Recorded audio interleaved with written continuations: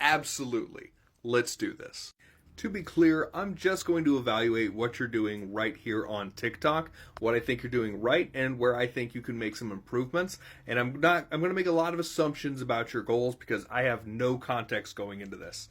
With that said, let's go. So let's start with what you're doing well. First of all, you're using eye-catching art. It's probably AI, but I understand that you don't have an artist that you can work with. They're expensive, so you're using AI art for now just to help you out. And I also understand that all of the materials you put in there, the ideas, that those are all your own. I've read your comments, so all of that's good. You also have a really good amount of likes, saves, and shares, especially the save. Considering that as recording this, that video stands at about 13,000 views, and you're getting about 1,400 likes and 1,300 saves, that's about a 10% engagement rate.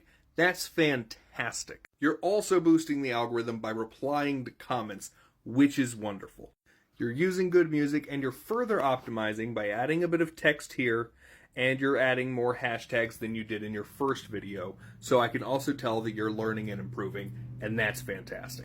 But you do have a couple of problems. Let's talk about them, and then I'm going to offer a solution. The first problem is that even though you got a ton of likes, a ton of saves, a ton of shares, you only got 10 comments, and I know that about half of those are yours, and that's a problem for the algorithm because that is something that gets really heavily rewarded. And an even bigger problem, the one that I think you should pay the most attention to, is it's not converting into followers the way that you would want it to. But people don't pay me to find problems, they pay me to find solutions, so here's what I would do. What I want you to try is instead of the last image in your carousel being the last prompt, make it a call to action. Priority 1 is to convert into followers, so go ahead and try experimenting with, hey, follow me if you want more encounters, ideas, quests, so on.